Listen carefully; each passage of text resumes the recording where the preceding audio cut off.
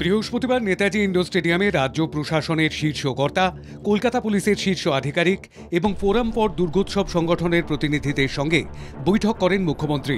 সেখানেই পুজো কমিটিগুলিকে এবছর 1,10,000 টাকা করে অনুদান দেওয়ার কথা ঘোষণা করা হলো। সেই সঙ্গে মুখ্যমন্ত্রী ঘোষণা করলেন, আগামী 5ই অক্টোবর হবে দুর্গাপুজো কার্নিভাল। এছাড়াও বিদ্যুতের বিলে 80% ছাড় এবং ফায়ার লাইসেন্স সহ অন্যান্য সরকারি ফিও মকুব করা হচ্ছে সর্বজনীন পুজো কমিটিগুলির। আগের বার 85,000 দিয়েছিলাম, এবারে 90 করি।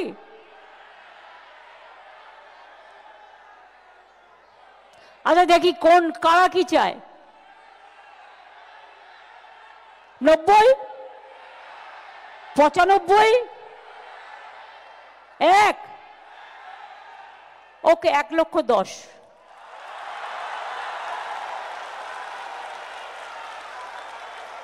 খুশি তো? পুজোটা যেন খুশিতে ভরপুর থাকে। 2018 সাল থেকে রাজ্যের পুজো কমিটিগুলিকে আর্থিক অনুদান দেওয়া শুরু করে রাজ্য সরকার।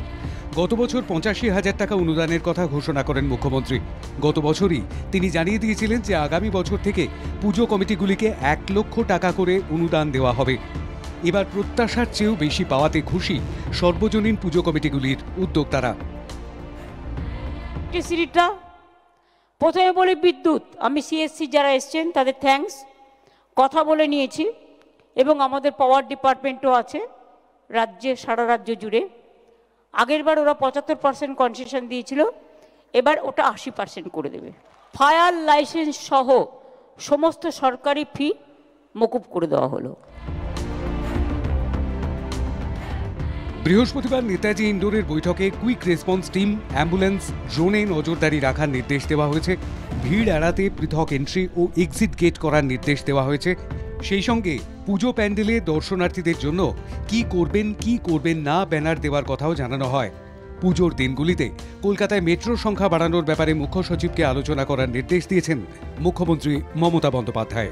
ব্যুরো রিপোর্ট, বাংলা জাগো।